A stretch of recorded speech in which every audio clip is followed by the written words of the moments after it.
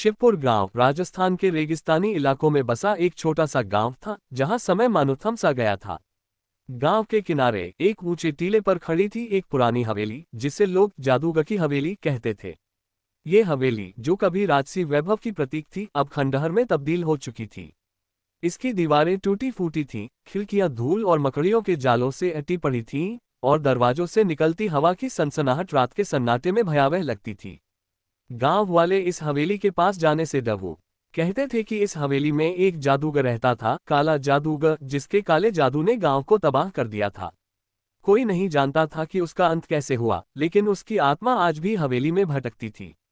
रात को हवेली से अजीब अजीब सी आवाजें आती थीं, कभी चीखें, कभी हंसी, कभी किसी के रोने की आवाज।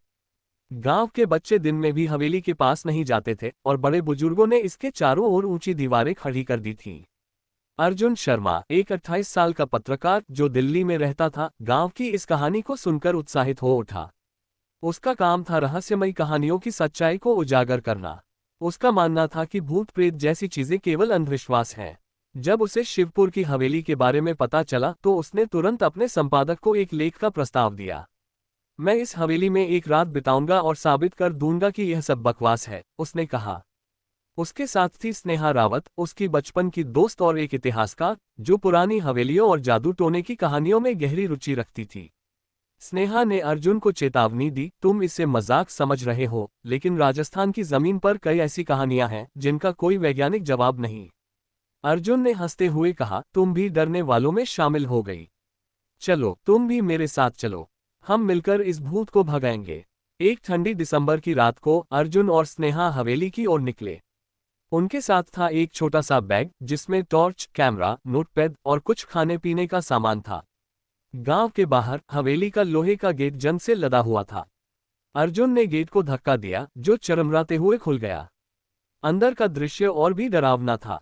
हवेली का आंगन उजाड़ था और उसकी सीढ़ियां टूटी फूटी थीं। हवा में एक अजीब सी गंध थी, जैसे सड़ा हुआ मांस और पुरानी किताबों की मिली जुली महक। स्नेहा ने अपनी टॉर्च की रोशनी हवेली की दीवारों पर डाली। दीवारों पर पुराने चित्र लटके हुए थे, जिनमें एक काले लबादे वाला आदमी बार बार नजर आ रहा था। उसकी आंखें इतनी तीखी थीं कि स्नेहा का दिल धक से रह गया।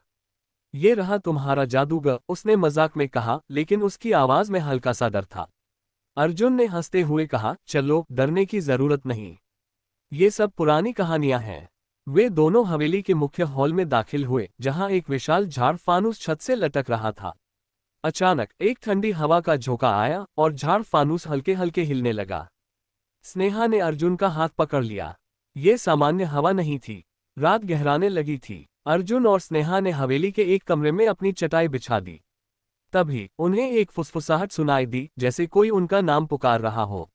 अर्जुन, स्नेहा। आवाज इतनी हल्की थी कि वे समझ नहीं पाए कि वह कहां से आ रही थी।